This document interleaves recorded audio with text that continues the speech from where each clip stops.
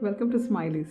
Today we are discussing part 2 of chapter 24 of Fall of Light of the Karkanas series by Stephen Erickson. I'm Nailed it. Laura and I have Lee with me who is going to do the summaries for us. Hi Lee. everyone. Hello. How are you doing? I'm quite alright. We're pretending, totally.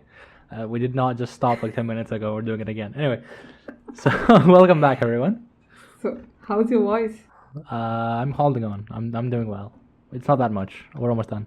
Well, almost is a matter of perspective. No matter. Scene 7. Envy has many Alright. teeth, enough to spawn Yeah? a civil war. Hmm, Prazek and Dathenar, amazing. yes, Yeah. at the head of the Huss Legion, and apropos of nothing, or perhaps not, are discussing love and envy.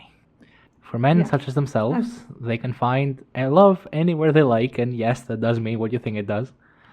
So is it any wonder that others are envious and indeed outraged? Dathenar is then reminded of the many artful expostulations of love by decidedly lesser poets and bards, and the two of them, learned and intelligent of a surety, descend unto a quiz of artful quips regarding poetry and love, which this scene, if viewed with the context that this very well might be Galan poking fun at people they have been dead for millennia, is fucking hilarious to me. When he says in the prelude that no one lets dead poets rest in peace because we are like old meat on a crowded dinner table, and then he does this, Yeah. it is also a great break in the action because we've been depressed throughout like the entire chapter. If you watch part 1, Thank go you. watch part 1 by the way. Yes, thank you. It's indicative of Prazek and Dathanar's choral function, choral, not choral as in the city. Yeah. In ancient Greek tragedy, this is what you would call a stasimon, which is a song woven between two episodes of a tragedy. So you would have your actors finish the scene, exit stage left, and then you, metaphorically because there weren't really cameras, bank over to where the chorus lies, or are standing, like 12, 40 dudes or something. And they would, in the stasimon, they wouldn't move, so there wasn't any dance. It was just like they would stand still and sing. And it was basically recapping past events. They would sing about like gods and whatnot and regarding the themes. So they're doing much the same here, but with terms of poetry because this is Galan talking, and of course he does. Anyway, the first poor poet to weather their scorn is Strapala, I don't know, of the South Fork. The second being Fask, whom Prazek considers mired in mediocrity, no blow to his fame, no mar to his name, no challenge to all that is lame, bearing to what he peddles. And so Yeah. he says, I yield the floor, step lightly over the chalk, defining my place, and call an end to towing the line, which is probably the single most verbose way I've said, yes, fine, I'll call him shit. Right. The third confounds Prazek, a heartbroken poet whose poetry is decidedly not good. Would you like to quip me a line or three? Or quote me another line or three? What? Would you like to quote a line from this bloke, this decidedly not good The poet? Forsaken this love, that one? Yeah. Oh God. Do you really want? Okay, fine. Forsaken this love, my tongue doth probe to touch, but touch the excretion of the snail's slime. And now all a tingle at exquisite poison. My heart dances like a rat on a griddle. But still she stands with but a faint smile upon her sweet lips, tending the fire, and tending the fire. Oh, disgusting. It's No. yeah. So, to me, this totally reminded me of that guy from Crackpot Trail, Yeah. the pretentious dude. Is it somewhat similar to him? I didn't go back and look at CPT, but I didn't either, but I think so. I can It's believe the- that, yeah. the repetitive tending, and because Yeah. it comes up again and again. From like Missingla, the king before there was kingdoms and stuff, which I think Try is doing right now as we record this. Finish that part. Like I think was Okay. Fluster was the guy's name, which is a name of one of the names of Yeah. Backport Trail. So yeah. So we shouldn't be spoiling CPT. Yeah, but yeah. You're right. My bad. Sorry. Anyway, so So now, Who Poetry, Who? yeah, the poetry is decidedly not good, but it does seem to be infused with a measure of accidental or not talent. A couple of other poetry names are also demeaned by Dathenar because, classy. He says, Yeah. her railing was ever too sour to do aught but crush the petals in desperate grip. You insult the name of the accidental suicide, and so on. And Dathenar quips a few more lines. I'm quite partial to this one. Too dark the dawn, too bright the sunset, too gloomy the stay, too starlit this wretched night. Because, Too miserable, this fool who says nothing good in anything. I mean, don't you wish you would say this to all this miserable poetry we read? yeah, Oh my definitely. god, is this like, I would say this to like Steve for this chapter itself. Too miserable because till P&D came along, there was like nothing good to see.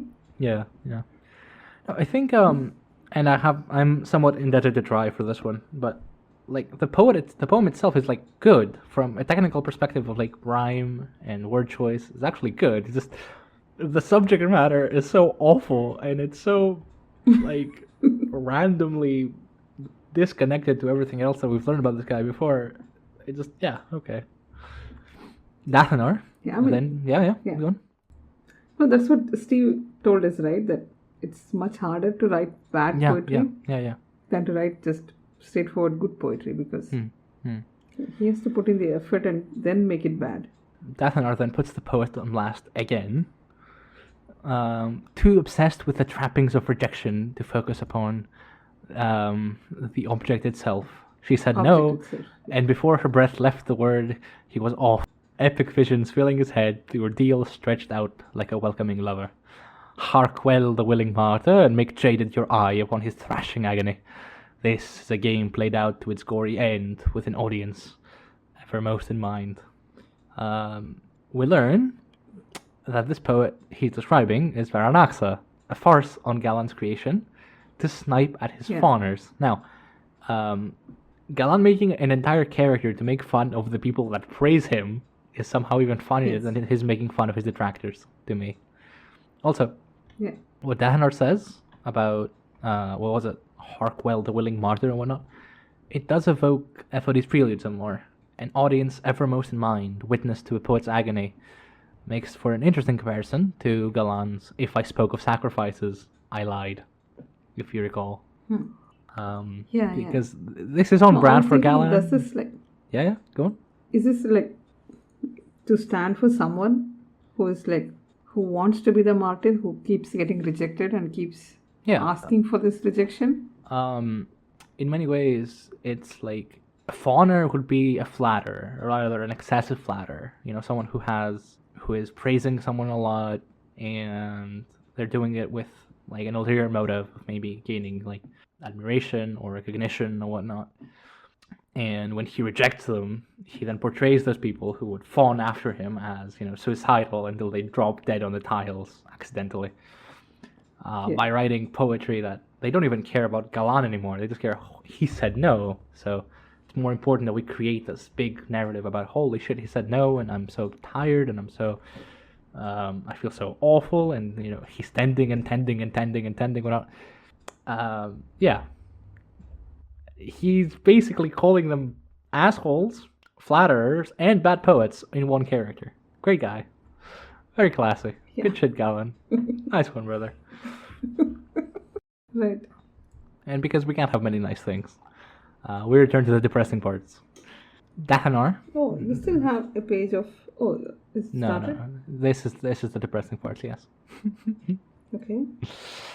Dathenar then raises the interesting proposition: what spurs one such as Varanaxa to hurt themselves? This is death turned inward, he says. The maw and the wound made one like lovers. Yikes. Yeah. That's what we are going to talk about. The broken heart of a poet gets pumped dry fortnightly. Yeah. Yeah. That was funny. Yeah. Because from a healthy one, nothing worthwhile bleeds. Because not heartbroken poets can write good poetry, obviously. This Prazek, is an entire Hindi movie which is based on just this premise. where this young guy, he wants to be a musician or something, and then he's told he doesn't have any heartbreak in life. So they they urge him to like find this girl, fall in love, get his heart broken, and then he's going to create good music. Right. So he does that basically. He like actually falls in love, and he gets kicked out of his house, and then is homeless for a bit, and then starts singing at like temples and mosques and all, and then becomes a rock star. Name of the movie is Rock Star. I've not like seen the movie, but I just know all this happens. Right. Fantastic. Yeah. See? There's a real I life like the influence sound on this. So, Prazek, after mumbling some more about Galan, takes heed of Tora's redone and wonders if her attitude stems from quote-unquote suicidal indifference. And Dathenar does not have a good answer. Yikes. And what does he say?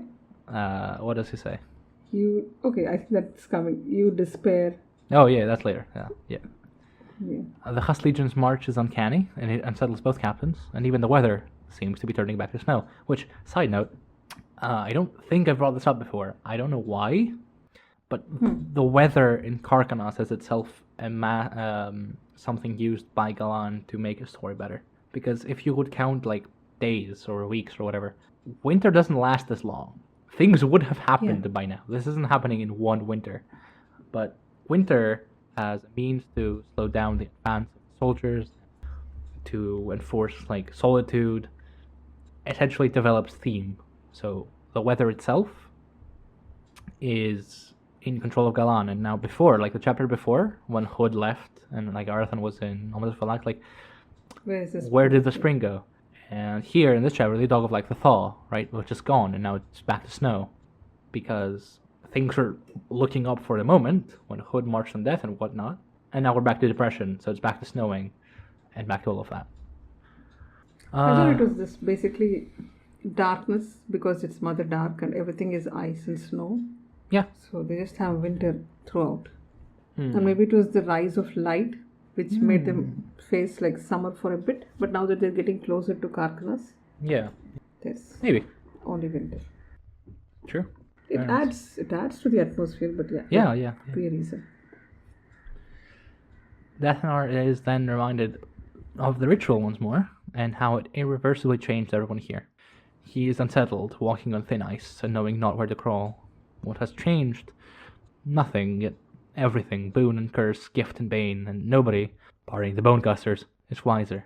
And yet, despite all of that, there is anticipation of blood, Dathenar claims. Nonetheless, the two of them were speaking of love.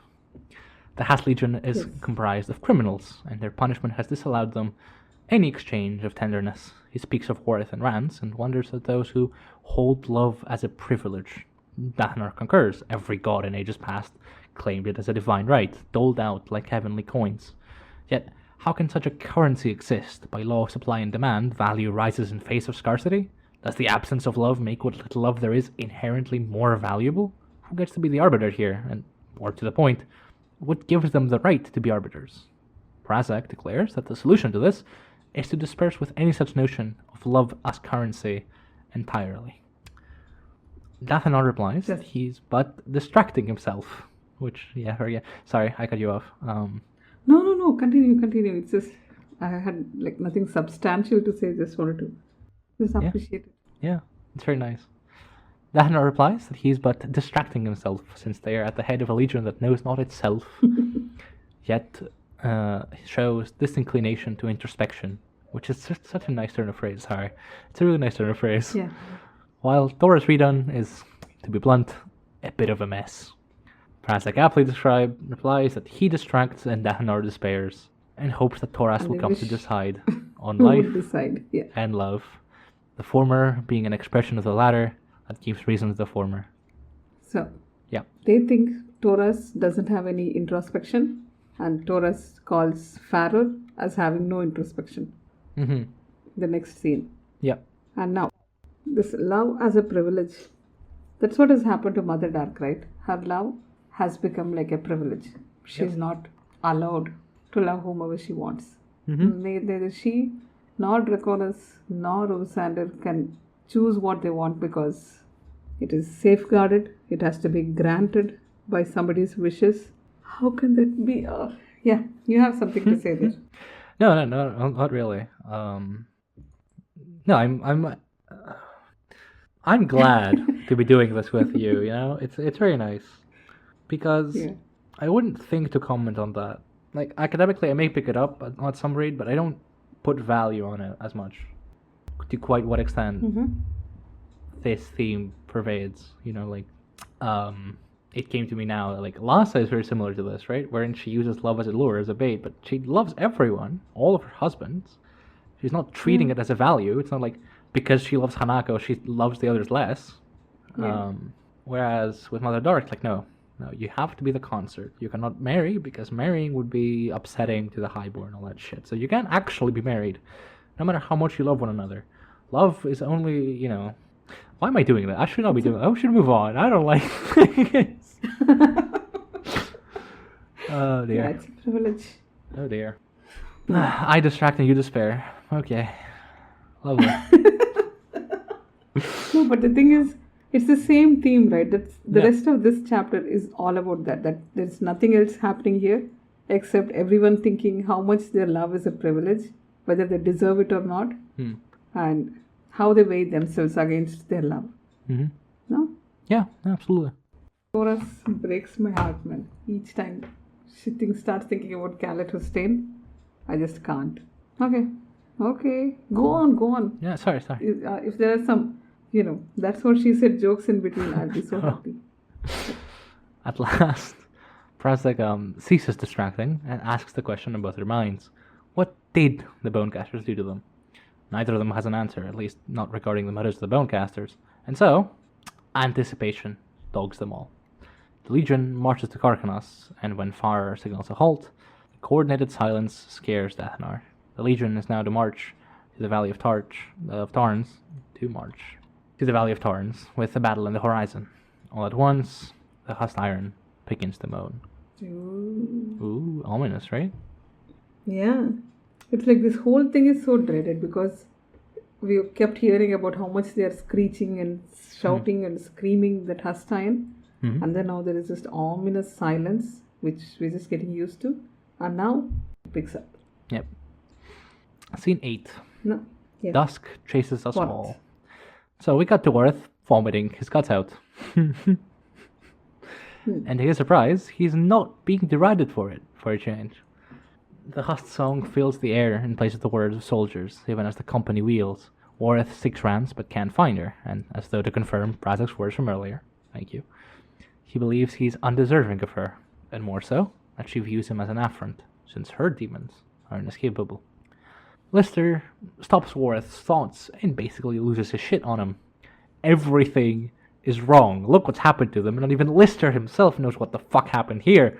And yet, the Hust Iron is still singing, and they will stand, and they will fight. And so, the Iron Song is one of dread and grief, not for those who will slay, but for those who wield it. Thoras has to fight them all. Wareth is still here, at the helm, Thoras at the head of the army, and there seems to be a battle after all. Now, because this is a Wareth POV, we can go on without dunking on him a little bit. Despite everything, Wareth is still a coward, or at the very least, a man not predisposed to combat, and I think the distinction is quite important, even though it's not a distinction he himself ever makes. And so Listar and the others will follow Rebel into battle, a fact which, coupled with Listar's venom, relieves Wareth somehow. Galar rides up to them and attaches Wareth's company to his command. They will take the right flank, with Rebel to lead them into the valley. They may fight on this day if understand their sides, though. Despite this, Dusk chases them all. Yeah. Quite the ominous declaration. And I'm quite the fan, myself, of the double entendre. Of? You know? Of which one? Which bit? Dusk teaches us all. It's both literal, like there really is dusk coming, but it's also like the fall of a civilization. The twilight for civilization of the Teist, hanging in the balance on the Valley of Tarns. I mean, we're way past that point, but it sounds nice. It is, yeah. So, scene 9 with Thoras, which is... I think there is just like one thing which we need to point out. Yeah, go on. Because all these, till the previous chapter, we were all like, there may be a battle. There's probably going to be a battle. And now it's like just half a day away. Yeah. And so, if you're reading, this is like around 89% of the book. 98, 990, yeah. Yeah, and so suddenly it's like, oh, okay, this book is not finishing without a war. So we are getting a war because the Legion is only half a day's march away. Okay, Thoras. Scene 9. Peace, my dear, is the bloodiest affair of all. Okay. Alright.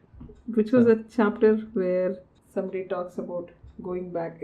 I don't think it is like one chapter. It comes up so many places. Mm-hmm. The war is over, but then peace is even worse than war.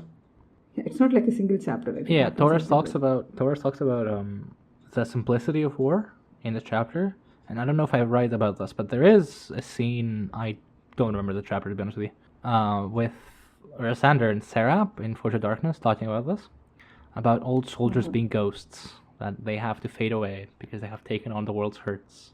And it is right that they fade away because they remind of others the sacrifices they did not make. And it's that again, and even more sad somehow. And, oh god, okay. So Okay. Thoras is joined by Farrer at the head of the train, and as aforementioned, she looks like a right mess.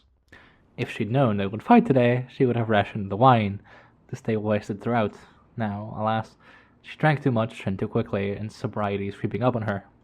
Farrer is there to drive the point home, out of sheer spite, it would seem. But Thoras isn't fazed. If nothing else, she would rather more spite from Farrer, as she surrenders her indignation much too easily. She is, after all, betrothed to a war hero, and maybe she'll find him at Torrens. Will she yield so easily in the battle? Farrer replies that Kagamandra may very well be at the battle, though Thoras contends that against her, he has no defense. Yeah. She understands how Tulas must feel. He's chosen the lesser war Yeah. by The lesser trial. not being with Farrer. Yeah. Yeah. She understands how Tulas must feel. She was ever blinded by his luster. By, that is, his being Count Hustain's luster. Too upright in his virtues and too untested in forgiveness. Is it any wonder that she reached for a lover? Farrer answers that Galar deserves better. And Torres doesn't disagree. I believe she said as much to herself to Galar in like chapter 15, but replies that she referred to wine. But wine is a generous whore, quick to yield her flesh to others' pleasures. So Farrer wills herself to shut the fuck up because Torres is frankly infuriating and also just so sad to talk to. yeah, these are just two sad women. Sad love failures. One, it's sad. Thoras then switches to the Oh, but- subject. Sorry, can I do this one section? We can talk about this. Sorry. Yeah, Thoras then switches the subject entirely to the war and the battle to come. It's a travesty, really. It's too blunt. It's too overt. It's too obvious. So crude in its cruelty, so obvious in its tragedy. Look instead to life in the times of peace, to see the subtler and yet still brutal battles of the soul, day upon day, night after night. The soldier longs for the simplicity of war, making a coward of every sword wielder. Peace, my dear, is the bloodiest affair of all. Oh god, okay. So, do you have something to add? Oh, yeah. No, just the thing about she meant that wine is her lover, and she was not talking about Galar. Yeah. And all she thinks of herself is someone for Galar's pleasure and nothing to do with herself. Mm-hmm. It's like, yeah, I felt really sad. Yeah. It's not fair. She's Thoras, come on. Galar, like, worships her, right? Yeah. She thinks she's so awesome, and then she thinks so poorly of herself. So, I think what Farrer in her spite here fails to pick up on is the extent of Taurus's depression. See the subtler and yet still brutal battles of the soul is a pretty clear indication that Taurus, even setting aside the possibility of her having PTSD or something from the wars, or the betrayal of Honral, which she definitely has, is not okay, and she probably hasn't been okay for quite some time. Recall Dathanar's curiosity as to the self-made victim and her self-wounded self. This will come up again, but I bring this up here because, yeah. In a way, true. Yeah. Now then, Is this like the most quietest we've been on the pod? I think it's just like everything is just so heavy. It's just like sitting on us, like just smothering us. So much. So Farah claims she weighs things differently, but Torres simply answers that she's the one who fled the war hero husband to join the Legion and now perches upon Torres' shoulder as a crow filled with spite. The fact that Torres welcomes that spite notwithstanding. Nevertheless, Torres keeps her close and but awaits the first crush of battle to see her home, which is just... Okay, alright. Farah replies that she won't let the commander descend into the press, out of cruelty, if nothing else, and that seems to snap Torres out of her stupor, focusing on what awaited them all. Oh dear, oh dear. Yeah. I don't have much to say, because there is more in the next chapter on Torres, so I won't talk much. Oh, is it? Nice. Okay. Yeah. So, let's move on, because the next scene is also sad. Joy! Oh, so surprising. Yeah. Scene 10. All of this is filled with love. Yes. See, that is not sad. That's not depressing. It's fine. It's nice. So, Kilaris dismounts before the citadel and makes to enter, remarking as to how it looks more like a fortress than a temple, a notion that strikes him as awry. Faith does not need defending, since the only true enemy of one's faith is oneself, and the only manner in which external actors can threaten faith is by means of genocide. But even then, killing the flesh impugns not the faith held within it. This is how you get martyrs. Faith's only enemy is the believer themselves, who often make themselves a liar, for if they were truthful and honest before themselves and their deity, they would confess their doubts, the very same doubts that then cause them to point an accusing finger at others, and the mounds of corpses pile up. A true believer, Claris concludes, need never raise a sword or even their voice in defense of their faith, because the strength of their faith is self-evident and self-sufficient. How long does the world insist on living this lie? Damn, dude. This exact quote is like highlighted like 50 times or something. I'm on my sure. Kindle. Yeah. Yeah. Oh boy. What I want to mention is that in this one quote, Calaris blows Christian apologetics out of the water in one single paragraph. No, I think you can say any religious apologetics. Anyone. Yeah. I mentioned Christian apologetics because I've been thinking about Thomas Aquinas and the works because of my research into different topics for essays. But yeah, basically, apologetics as a whole thing, in Calaris' eyes, is pointless, and if nothing else, indicative of your own lack of faith. More appropriately, I was actually sort of thinking about Dune here, because yeah. how would you correlate this with Dune's religious fanaticism? Dune is complicated because, in a sense, all of the Fremen true believers have proof of their faith, like tangible proof. Yeah. The Yeah. basis of the faith itself is bullshit, but everything that is told to them happens, right? Like, yeah, it's created by the Missionary Productiva to mislead the Fremen and allow for takeover by the Bene Gesserit, but Paul is the Messiah of the Fremen. He really does do what he's prophesied to do. And I have my own problems with how Dune treats, like, prescience and whatnot, but ultimately, I don't believe the Fremen embark on a jihad out of any religious obligation. Now, later, in Messiah and Children of Dune, yes, I just don't remember enough to talk about it, but yeah, this is a lot more prevalent in Children, I think, with Alia and... I'm not going to remember the guy's name, but there is a guy who's like head of the church, and then the preacher comes along and kind of fucks all of that up. So yeah, a lot more prevalent in Children of Dune. If you have read that book, you can probably figure out more. I didn't really like Children, so I don't remember much. But yeah, it's definitely more present there. Yeah. Yeah. So good point. What I wanted to say is that Calaris arrives at the conclusion that killing in the name of faith is an almost self-contradictory endeavor, and that is very important going forward, and it will only become more important for reasons you'll discover in the next couple of chapters. Now, I've not read the next two chapters like you, because each chapter we read, you're just going ahead and finishing the entire book, and then coming back to this chapter. That's what you've been doing, but I didn't do that. So for me, this talk about believers having self-doubt and going around killing others is just what the Legion did, right? All the deniers, genocide is happening because that's what the Legion guys decided. Yeah. The Sheikh religion will not stand. And so they go around killing the sheikh. A part of me wants to object and say that they didn't kill the sheikh due to religious differences, but honestly, I could see it. Yeah.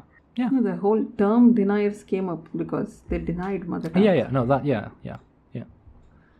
So. Hopeless. What a hopeless chapter. I know. Coming to, Kilaris notices that Cedarpool and Solana are approaching. I have probably spoken to him, though he never noticed.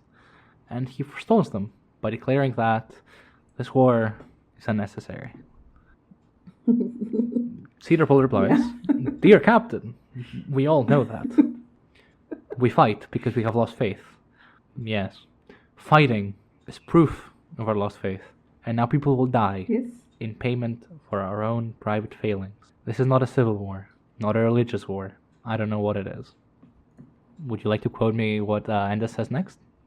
Oh yeah, please. Yes, I was waiting for that. Endus Silan stepped forward. Captain, take care of your loved ones. He lifted his hands with their sodden crimson bandages. It is our folly to see a hole at the center of our world, one of empty darkness, a manifestation of absence. But it is not empty, whispered Calaris. Is it? Endus Silan glanced back at Cedarpool for an instant, and then facing Calaris once more, he shook his head. No, sir, it is not. She has filled it to the brim. It is swollen with her gift. And what is happening? Everyone is crying. Yeah. And thinking of their loved ones because all of this is filled with love. You should do that. Draconis was the proof of it. Draconis was the proof of it, and this said, if only with the courage to see. All of this, and he gestured with his bloody hands, is filled with love. Yet see what rears up to stand in its way. See our innumerable objections to the simple, most profound gift. His smile was broken. This is a war of fools, Captain, like every war before this, and every war to come. And yet, as proof of our failings, as proof of our weakness, and every petty distraction we so willingly embrace, it is, alas, no more than what we deserve. Damn. Kilaris then seeks Anamander in Silgas, but is informed that the brothers have set for Tarns, and yet Lord Draconis awaits. And so it seems it falls to Kilaris to be the bearer of bad news once more. Walking to the door, Kilaris wonders if faith is the enemy of hope, and considers the notion that they are all born to die. See what we have made of the time between the two. God damn. He thinks of it as a day of revelations. Mm-hmm. Unlike Drac. These are not these are all revelations. mortal. Yeah. Oh. Oh. Good catch. Yeah, I didn't catch that at all. Holy shit, nice. So, it's again once more, it's so sad, but it's like so pretty. Mm-hmm. He thinks beyond it sat a man bereft of love, a man now profoundly vulnerable to betrayal. And that's what is going to happen, right? Mm-hmm. He's going to betray him. I mean, he's going to tell him that he's been betrayed. By banal declaration. Yeah. And behind him, what's happening? One A priest wept, bleeding. while another bled. Damn. Yeah. Pretty. Very pretty, though. Yeah, for sure. Very sad, but so cute. Right. This is the last. Do we have more sections? How many more is left? There's two more. The last one is not sad. Last one's not sad. It's fine. The next two chapters are more or less like this, right? Is this a tone for the remaining book? Yes. I would say yes. Right. Okay. Go on. I have no more questions. Scene 11. Justice belongs to the living. Rennek rushes to the citadel through scores of ghosts. Ghosts that somehow have made a path for him to walk through, unobstructed, with his spear in tow and Anamander's torque hidden in his coat. Around him are ghosts of fallen warriors, of ties peacefully past, of all times and all ages, and he can't bear to look at them, lest he seek his father in their ranks. Yet he knows that something must have been wrong, that it can't be here, since they ought to be somewhere else. He considers that maybe they're always here, and the only thing that's changed is his capability to see them, and so they're always present, watching, but unable to speak, trapped in an eternal prison, and how horrific is that? Now, with the benefit of a bird's eye view and hindsight, we can conclude that Rennek is half right. He can see them due to the gift of the gods of the forest, but they attend in force, at least in due part, because of Hood's ritual, right? Yeah, probably. Because Hood opens a gate to the Warren of Death, and suddenly, where do we go? Yeah. Now, Rennick viewed vengeance as a natural thing, a pure notion. Just one thing. Yeah. Okay, yeah, that would be spoilers. I'll just keep quiet. I'll just shut up. A natural thing, a pure notion, a taking back what was taken away. But now, bearing witness to so many ghosts dropped unto eternity in an ethereal prison, he can't be so sure. What kind of satisfaction would it bring to achieve such vengeance? It would remove the potential murderers and rapists from the equation, sure, but it would cast them into an abyss like this? And even then, what difference does it make to the dead? Rennick can't differentiate the life of a murderer from that of a king that passed peacefully, and neither can they, for all intents and purposes. So, he concludes that the carrying of justice is an endeavor for the living, not for any waiting god, because no god waits, for they too are dead, just like everyone else here. Justice, Rennick declares, belongs to the living. Do you have something to add? No? No? No. I do. Yeah, thank you. If this line of reasoning sounds at all familiar, does it? No? It does, yeah, it does. It's the logical You're step. going to bring up Seer Domin. I am going to bring up Seer Domin. I knew it. Of course I'm going to bring up Seer Domin. It's me, come on. Seer Domin's vengeance has consumed him entire, and he admits that vengeance is the only reason he has to continue living. Rennick is so very close to that precipice, and the fact that he's drawn back, in no small part due to his love for Virginia, is a small but ultimately incredibly important victory. Justice, Seer Domin once declared, was a collective thing, and one cannot murder in the name of justice. Rennick concludes much the same, inasmuch as justice is not a deified ideal in and of itself, but the collective process of a society enforcing its rules. This is it, guys. Have we heard this before? Yeah. Did we hear this today? Yeah, this is like what Rice was talking about. This is what Sandra has been talking about. This is the problem. Your boy Kanaspala has been talking about forever. Yeah. This is the problem at the heart of Sanders' idea. This is what he's tackling. Like, how do we make a society just? This is how. So, what I want to say before I move on is this scene is a prime example of what we as a community mean when we say that, especially in later books, like from, I would say, Rebirth Gale, Told the Hounds onward, Erikson's characters are vessels for theme. Rennick, with a heretofore unshakable belief in vengeance as an ideal, is placed in a situation wherein he has to grapple with the notions that he held so dear, and in so doing, he urges the reader to think for themselves as to what the right answer is for them. Rennick isn't telling you, oh, so I shouldn't kill people because killing is bad, and they go to, but like, if I do kill them, they'll be removed and they can't hurt anyone else. So what's the right answer? He has to grapple with that. He has to reach his own conclusion, and that's what leads the reader to think much the same. That's what we mean when we say characters are vessels for themes, and that they don't have an arc in and of themselves. It's that arc is interwoven with a theme, and that's what they're doing here. So, Rennick views himself murdering the soldiers who'd hurt Ginia, and the only thing that he can find that's right about the scene is, at the very least, he could tell them why he's doing this. That, Rennick understands, is the core idea behind this notion of justice, of crime and punishment. Knowing why, a reason, a collective reason, often, is most important to Rennick about delivering justice. Which again echoes Seer Domin. I like Seer Domin. I think it shows. Yeah. So he enters the gate, he gets past the stables and the mounting scores of ghosts, and at the steps of the citadel, finds a ghostly wolf, and he commands it to take him to Orphantal. See chapter 10 for more Orphantal wolves. He's not exactly sure how he knows the wolf belongs to Orphantal. My guess would be courtesy of the dying gods of the forest. But he's sure the wolf died long ago, and is now brought back to guard Orphantal against the ghosts. Rennick addresses Orphantal through the wolf, and claims that the boy will frighten his mother. Yeah. Yeah. So, Do you have something to add? Yeah? I have something to add for the previous section, actually. Yes. Where we think that Mother Dark has filled everything with love. Yeah. And that's what the Christ have. It's not emptiness or darkness. Mm-hmm. What they have is love. And so when the whole of the Book of the Fallen is talking about them, that Mother has turned away. And so they're all in this gloomy state. And then Corlat is the one who first finds love after like so many millennia. Mm-hmm. She finds Whiskey Jack.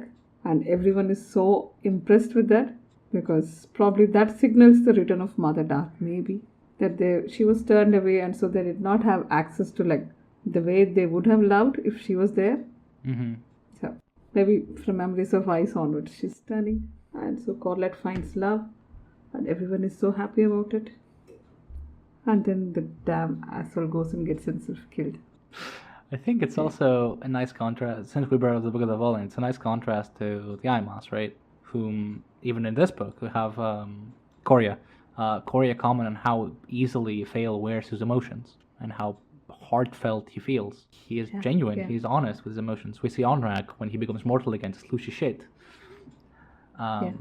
Contrast that to the Thais and imagine, if you will, the crime of losing that ability to feel. That's what the Aimas direct themselves to. That's what the Thais have felt for millennia. That is a world bereft of love. This book is really pretty. I don't like this book, though. Okay. It's not pretty. So anyway, here, when Rennek walks through the ghosts who make a safe path for him, is it like a warren sort of thing for him to walk? I thought so, Sounds very much like a warren, no? Yeah, I thought so, too. Yeah. Good point. But it says golden all the time. I don't know what is golden. So anything to do with Rennek, what could be golden? I haven't a fucking clue. Ghosts. Sorry. I don't know.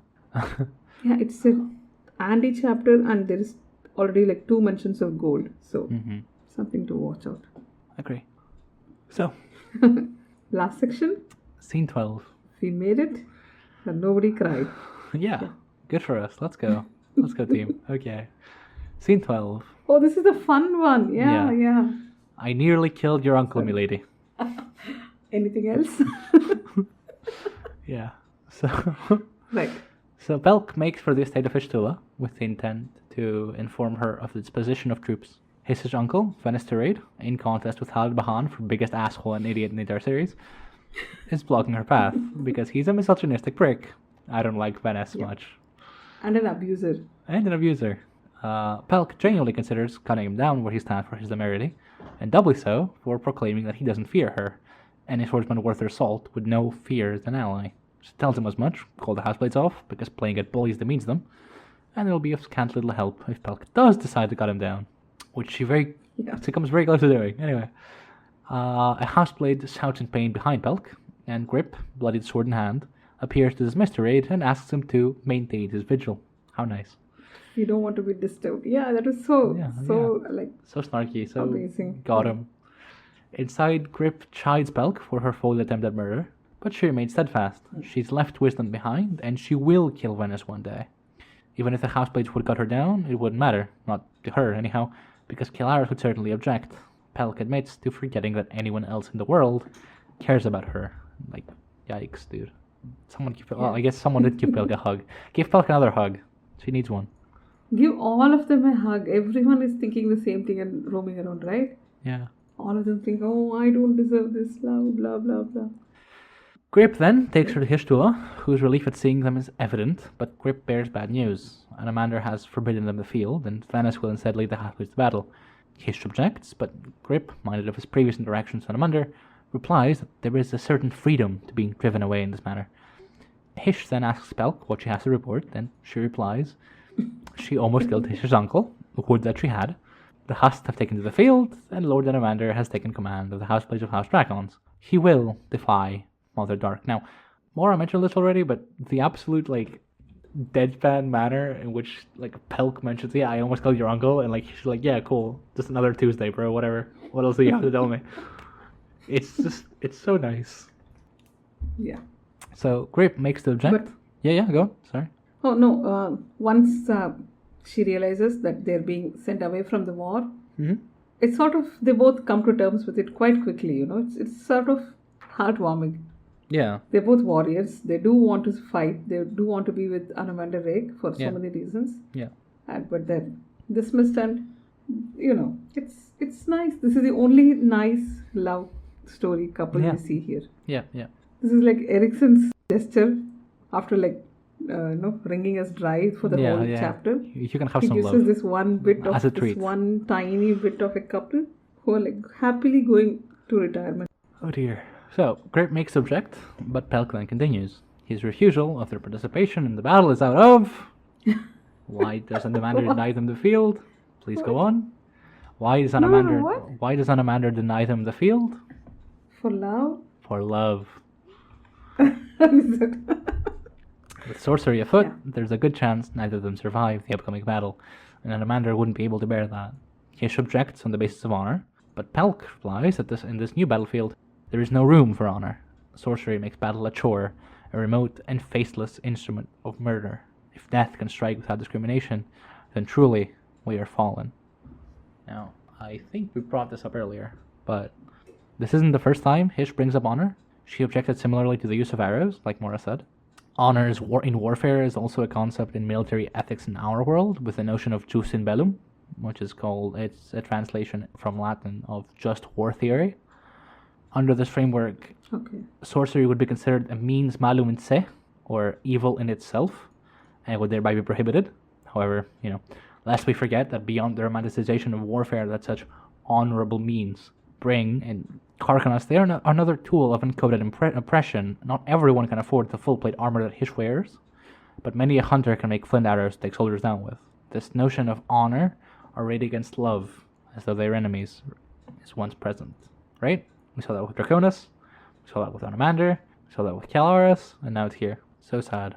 I don't like this book. Nobody likes this book. So, okay. Hish then places Pelk as Fenris' second command and asks Rip if they are to ride for their western keep, barring the melodrama of the blood they drip showing the path. God. Hish commands Pelk to keep Ransip close. The Castellan is Shake, a denier, if you prefer, and born among the dog runners. The sorcery within him is much more ancient than anything Conrad would draw on, and would do well to protect Pelk. She bows, and Hish returns to her husband. Onamander is never again to command them. Pelk then takes her leave, feeling almost content. No matter what happens on this day, love would survive. In this one instance, Pelk thinks honor had lost the battle, and simple decency would prevail. She sets off to assume command with old Ransip at her side. Her thoughts are on Ivas, telling him to find his own love. We're past every regret, and the past has lost all its claws, all its teeth, and can hurt us no more. She kicks open the door. And Finn. God. Yeah. So decency. No expediency here. No expediency. In this one time, Rake decided decency is better. He didn't want Hishtula and Grip Gallus, though they would have been deciding factors for him. He says, no. Simple decency. No more. I think you brought up how many keeps and houses does Hish have. What the fuck? We found her in a different keep, then she has How rich is she? a keep in the Citadel, and she has an estate which is god damn. She has a winter house, a summer house, and a vacation house, maybe. Right. God. Okay. But yeah, this is a one bit of semi-happy thing we get in this whole chapter. As a treat, to keep you from being too sad. Oh boy. So we finished this chapter. We did. Yeah. I think reading it was depressing. Talking about it has been even more depressing. Yeah, God. And I think we haven't been this quiet and sad over any chapters yet. So yeah. At least we would have some reaction. Here I think we're just bogged down. Yeah, it's a lot. It's heavy thematic undertones. It's very nicely crafted. We mentioned how pretty it is. I'm not just glazing. It's well crafted. It's nice. It's well written. Each section belongs here, Yeah. They all follow the exact same theme. It's self-referential, so it speaks. It's in dialogue with itself, right? Yeah. We've mentioned this throughout, it happens a lot, but especially even here, it's talking with itself in the sense that it doesn't randomly bring up something and just drop it. It ties in the same chapter. Here we have expediency over decency, and we see it everywhere. We see it with Draconis, we see it with Kalaris, we see it with Grip, we see it with sorcery. We see it a lot, right? We see honor versus love. We see love as a whole. And to be fair, love has been at the heart of the tale since chapter 1 with Haverall, was it? Love pervades full of light. It's everywhere, but here, especially, it's definitely everywhere. So yeah, it's a lot, and it's a lot to talk about as well. So if you have stuck around and heard all the way through to this point, you're almost 3 hours in. Goddamn. Yeah. We would like to thank you very much for listening. Thank you for your support, because there's only a handful of you that probably listen this far. And we hope to see you next time. Yeah. So thanks, Lee, for thank you, Mora, doing such a good job. Thank you. And good night. Good night, everyone. Bye.